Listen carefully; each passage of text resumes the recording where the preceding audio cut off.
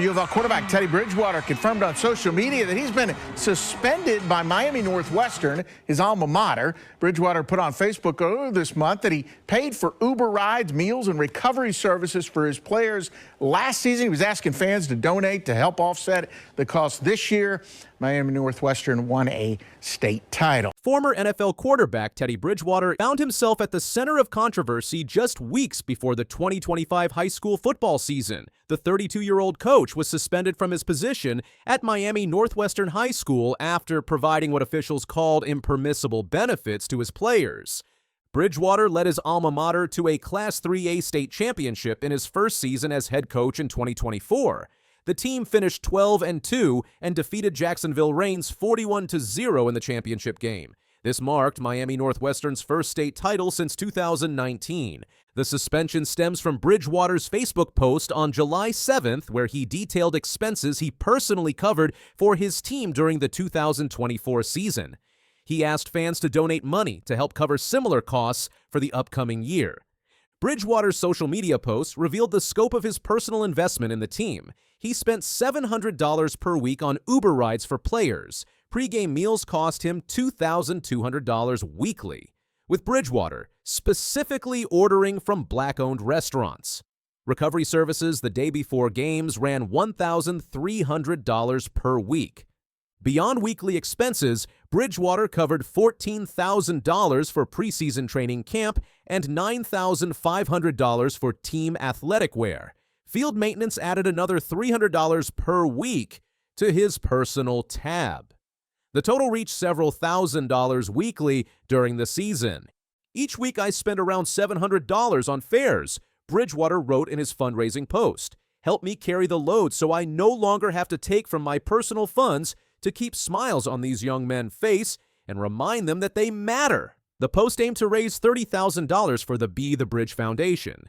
Bridgewater's weekly expenses included what he called feeding the boys and daily Uber rides. He emphasized his choice to order catered meals from Black-owned restaurants for his players. Bridgewater concluded his request with criticism of school administration. These are all things I choose to do on my own and are not requirements for the boys to have, according to the rule makers and those who make the decisions at MNW. The Facebook post raised eyebrows among Florida High School Athletic Association officials. Bridgewater's public admission of covering these expenses triggered the investigation that led to his suspension. Bridgewater starred at Miami Northwestern from 2008 to 2010, throwing for over 6,000 yards and 70 touchdowns during his high school career. He recorded more than 5,000 yards passing and led the Bulls to the state final as a sophomore. His performance at Miami Northwestern established him as one of the top quarterback prospects in Florida. Minnesota selected him 32nd overall in the 2014 NFL Draft out of Louisville. The Vikings viewed Bridgewater as their franchise quarterback of the future. His college career at Louisville showcased the arm talent and leadership qualities that made him a first-round selection. His NFL career spanned 10 seasons across 6 teams, including the Vikings, New Orleans Saints, Carolina Panthers, Miami Dolphins, Denver Broncos, and Detroit Lions. He compiled a 33-32 record with 15,120 passing yards and 75 touchdowns. Bridgewater made the Pro Bowl after an 11-5 season with the Minnesota Vikings in 2015. He earned over $64 million during his NFL career, according to overthecap.com. A gruesome knee injury during Vikings training camp nearly ended his career. Bridgewater dislocated his knee and tore multiple ligaments in what many considered a career-threatening injury. The severity shocked teammates and coaches who witnessed the incident during practice. He returned in 2017 but spent most of his remaining career as a backup quarterback. Bridgewater appeared in 79 regular season NFL games during his decade-long career. His resilience in overcoming the devastating injury earned respect throughout the league. The Miami native maintained strong ties to his hometown throughout his professional career. He volunteered from the bleachers at Miami Northwestern in 2018 and 2019, supporting the program before officially joining as head coach. After retiring following the 2023 season, Bridgewater took the Miami Northwestern coaching job. He briefly returned to the NFL in December 2024, signing with the Detroit Lions as Jared Goff's backup. Bridgewater waited until after leading his school to the state championship before signing with Detroit. He completed his only pass attempt for 3 yards in a 45-31 divisional round playoff loss to Washington. The veteran quarterback did not appear in any regular season games for the Lions. He is currently a free agent after his brief return to professional football. Miami Northwestern suspended Bridgewater on July 13th. He confirmed the suspension in a Facebook post that revealed his frustration with the situation and school administration. "Damn people done caused all this confusion. Got a phone call tonight and it's no real investigation going on. I told you, I have to be an employee to be investigated. Now the paperwork thing still stands, but there was no investigation. We self-reported," Bridgewater wrote in his social media response. The suspension came from MNW, and it's impossible to suspend someone who doesn't work for you. Bridgewater continued, "So if I'm suspended from MNW, I'm free to go to another school of my choice, but I'm not going anywhere." Bridgewater emphasized his commitment to the program despite the suspension. "And if it comes down to it, I will volunteer from the bleachers like I used to in 2018 and 2019 when no one had a problem." He claimed the payments were self-reported to school officials before any investigation began. The former quarterback maintained that proper protocols were followed in disclosing his financial support for players. Bridgewater also alleged internal conflicts within the school administration. He referenced associate head coach Verna Lewis specifically. "Vern and his administrative homeboys want me gone, apparently, and tried to hire one of my dogs. Like, bro, wasn't gone. Lace me up." The post suggested political maneuvering within the school's coaching staff and administration. Bridgewater implied that certain individuals sought his removal from the program. He concluded his response with, "This my last post about this bullshit." The statement reflected his frustration with the controversy surrounding his suspension. Bridgewater's defiant tone throughout his social media response demonstrated his commitment to Miami Northwestern. Despite facing suspension, he refused to consider coaching elsewhere. The Florida High School Athletic Association prohibits coaches from providing transportation or purchasing items for students. These rules aim to maintain competitive balance across high school athletics. Athletic Director Andre Williams explained the regulations in a text message to the Miami Herald. FHSAA rules address transportation in the context of student eligibility and potential violations of impermissible benefits. Williams wrote, "Specifically, a coach cannot provide free or reduced-cost transportation to a student, nor can they purchase anything for a student.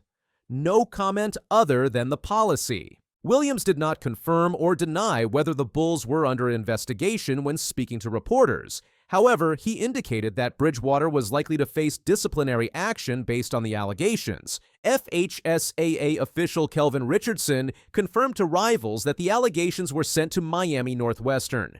The association is gathering more information about the suspension and investigating the scope of benefits provided. The FHSAA maintains a webpage dedicated to name, image, and likeness payments. NIL compensation is legal in Florida and over 35 other states. The changing landscape in amateur athletics has created confusion about permissible activities. However, the benefits Bridgewater provided fall outside NIL parameters. Transportation, meals, and recovery services constitute direct financial support rather than compensation for name, image, or likeness usage. Fox News Digital reached out to Miami Northwestern High School for comment but did not receive a response. School administrators have remained largely silent about the investigation and suspension. The FHSAA confirmed to multiple outlets that it is gathering information about Bridgewater's situation. The association has not provided a timeline for completing its investigation.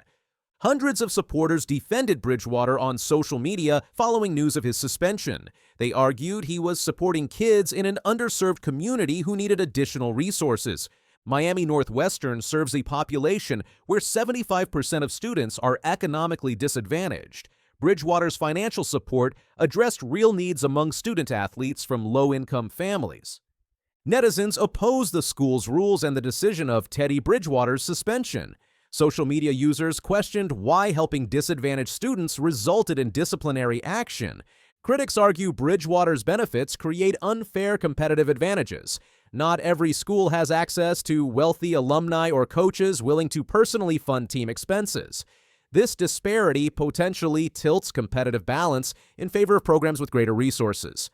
Post defending Teddy. The NFL community rallied behind Bridgewater following news of his suspension. Former teammates, coaches, and media personalities expressed support for his efforts to help student athletes. Darren Waller coming out of retirement, traded to the Dolphins. Logan, wasn't expecting this one on the bingo card.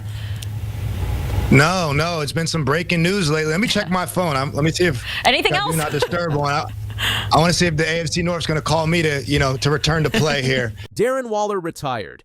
Everyone thought he was done, but now he's back and traded to the Dolphins. Why did he return? Why did the Giants let him go? And what are the Dolphins really planning with this move? This story isn't just a comeback, it's a complete shock to the league. Darren Waller wasn't always a question mark. Just a few years ago, he was lighting up defenses with the Raiders. Back-to-back 1,000-yard seasons in 2019 and 2020 put him among the league's elite tight ends. He had the size, speed, and hands. Everything you'd want from a modern offensive weapon. But then things changed. It's all the reps, probably very limited. Mariota throws, pass is caught. That's Waller. Injuries piled up. Waller missed 14 games over 2 seasons. And when he landed in New York in 2023, he looks like a shadow of his former self. In 12 games with the Giants, he had just 52 receptions, 552 yards, and 1 touchdown. He was supposed to be the centerpiece for a rebuilding offense. He ended up being another injury story.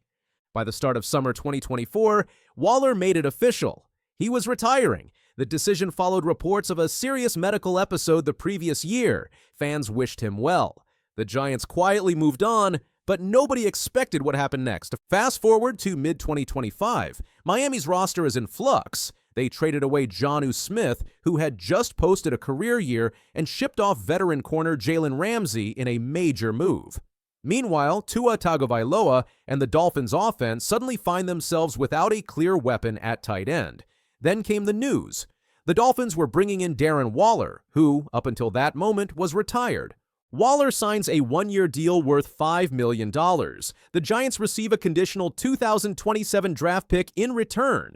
Just like that, a retired Pro Bowl tight end is back in the league and wearing teal. From New York's perspective, the move made sense. Waller's retirement had already cleared over $11 million in cap space. Even though they still held his rights, the Giants didn't expect him to play another down. When Miami called, they saw a chance to get something in return for a player they weren't counting on. A conditional 2027 pick isn't much, but it's more than nothing. The Giants didn't want the headache of managing Waller's status. They wanted clarity, and this trade gave them that. This is the real mystery. What changed? Just months after walking away, Waller had a change of heart. Maybe it was the itch to compete. Maybe it was the right team offering the right role. Or maybe Waller just didn't want his career to end on a whimper.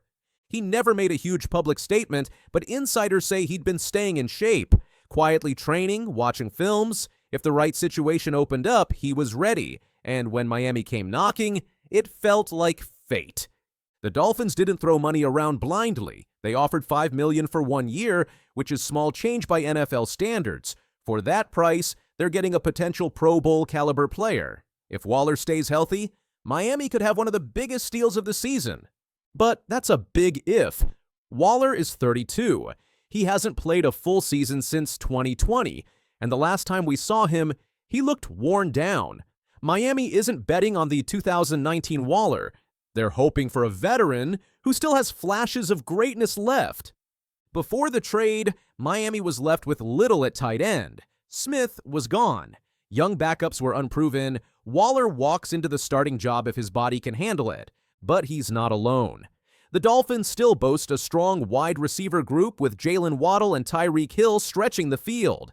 That spacing could help Waller thrive underneath. He won't be asked to do everything, just win his matchups, move the chains, and be a red zone threat. Loa under pressure, found a hole for Jalen Waddle, got a block and got free. Waddle with the speed, takes it inside the 30, keeps on going. If Waller plays well, this becomes one of the league's biggest redemption stories, from battling addiction early in his career to becoming a breakout star, then falling into injury trouble, retiring, and now coming back. Every step of Waller's journey has been dramatic, and this latest chapter might be the wildest yet. He doesn't need to be a superstar again, but if he can stay healthy, catch 50 to 60 passes, and give Miami a reliable option at tight end, he'll have rewritten his legacy. The Dolphins already made headlines this offseason by trading for Minkah Fitzpatrick and moving on from some big names. Now they've added another twist with Waller. The AFC East is a crowded race with the Bills still seen as the favorite, but Miami is not far behind. Adding a veteran like Waller gives them a new dimension. He's experienced. He knows how to work the middle of the field, and if he finds chemistry with Tua early on, he could become a major part of their playoff push. Back in New York, the move was seen as a clean break. Waller's time with the Giants never lived up to the hype. Injuries derailed everything. But now, the team gets cap relief, a future draft pick, and full clarity. They can move forward with their young talent without the lingering questions around Waller. In some ways, it's the best-case scenario for both sides. The Giants don't lose much, and Waller gets a shot to play meaningful football again. Training camp will tell us a lot. Can Waller keep up with the pace? How's his conditioning? Will those nagging injuries resurface? Miami will monitor him closely, and fans will be watching every snap. If he starts slow, critics will pounce. If he flashes early, the hype will grow fast. Either way, this story is far from over. Darren Waller isn't just back, he's under the microscope. So what does it all mean? For the Dolphins, it's a bold move that could pay off in a big way. For the Giants, it's closure. For Waller, it's a chance to finish his story his way, not as a footnote, but as a fighter who came back swinging. And for fans, it's a reminder that in the NFL, anything can happen. One day you're retired, the next you're suiting up in a new city. Darren Waller's comeback is just getting started, and if he has his way, he'll be making headlines again by week 1. If you like this breakdown, hit like and drop a comment. Do you think Waller still has something left, or did Miami make a mistake chasing the past? Subscribe for more updates as this story unfolds. We all agree Trey will be right? But technically he's still 1% wrong for being under contract. So in my case, I'm 100% right, so it should be a no-brainer. And in Trey's case, I think it should be a no-brainer too. I mean, he led 17.5 sacks for 2 years back-to-back. If I was the GM or I was the owner, take all my money. But I guess they don't operate like that, but... The Cincinnati Bengals just made sure their offensive firepower is locked and loaded. Joe Burrow, Jamar Chase, T. Higgins, and Mike Gesicki are all in. So why does it feel like something's off? With all eyes on their high-powered offense, their defense is quietly slipping into crisis mode. Two of their most important players, Trey Hendrickson and rookie Shamar Stewart, haven't signed, and training camp is closing in fast. Could this be the crack that breaks a Super Bowl dream? Let's start with the offense because it's worth the praise. The Bengals paid Joe Burrow, their franchise quarterback, a record-breaking contract. They followed that by locking down Jamar Chase and T. Higgins, giving Burrow the chemistry and weapons he needs to go toe-to-toe with anyone. Mike Gesicki was added as a reliable tight end option. The offense is deep, explosive, and experienced. But while the front office took care of the stars on offense, the defensive side has become the elephant in the room. Trey Hendrickson, one of the league's most dangerous edge rushers, is entering a contract standoff. Hendrickson led the league in sacks last season with 17.5, made first-team All-Pro, and was headed to his 4th consecutive Pro Bowl. He is the cornerstone of this pass rush, a guy who can change the course of a game on one play. Despite his dominance, Hendrickson turned down a new deal that reportedly would have paid him nearly $28 million per year. At 30 years old, he wants long-term security, and he hasn't been shy about his frustration. He skipped all mandatory OTAs and minicamp, even risking fines well into 6 figures. The Bengals have yet to meet his asking price, and things remain quiet on both sides. The standoff is starting to look more like a warning sign than a negotiation. The Bengals' defense is structured around Hendrickson's ability to get to the quarterback. Without him, their secondary gets exposed. Last year, they gave up over 430 points. That's not the kind of stat line you can carry into the postseason. So, missing your best pass rusher, that's not just a hole, it's a crater. Now enter Shamar Stewart. The Bengals used their first-round pick to bring in the 6'5" edge rusher out of Texas A&M.